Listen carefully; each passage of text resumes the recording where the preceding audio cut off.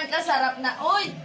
What's up mga idol? Ngayong araw nga pala ay magluto tayo ng bagungon. Kung tawagin naman ito sa iba ay suso. Dahil nga binigyan tayo ng bagungon, kaya ngayong araw ay magluluto muna tayo mga idol. Wala muna tayo sa dagat. Kaya panoorin nyo mga idol kung paano ko ito lulutuin.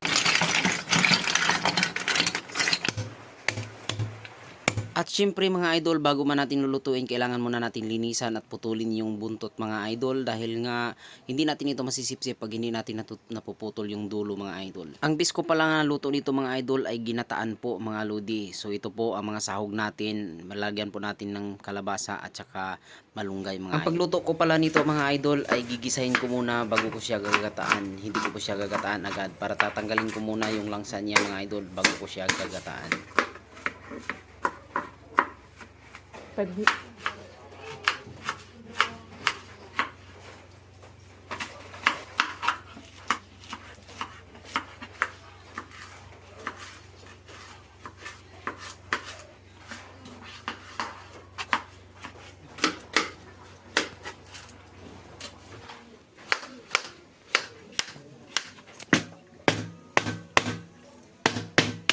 Shoutout po pala sa mga nag-follow sa page ko at laging nag-share at laging nanonood sa video ko. Maraming salamat sa inyo. God bless mga idol. At abangan nyo po at marami pa tayong gagawin na mga exciting na video sa susunod. Nagbili ka naman.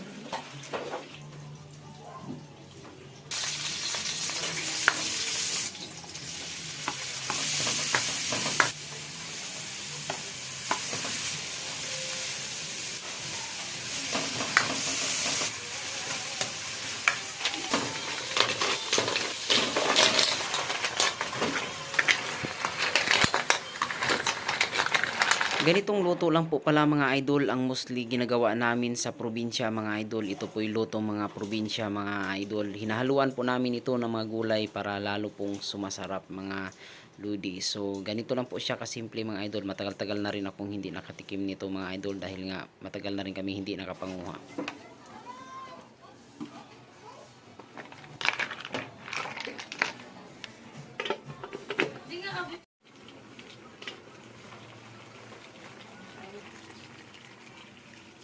Tawag yan sa Tagalog, bagungon ba na?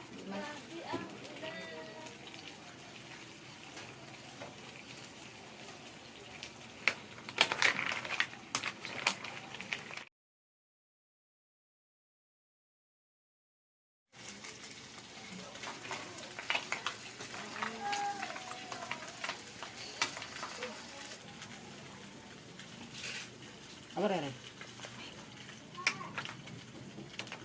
Sabaw ni Carlo Dalisay.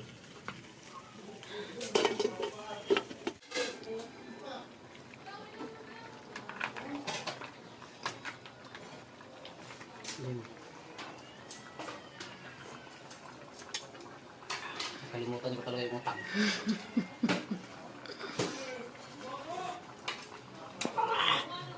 Sarap!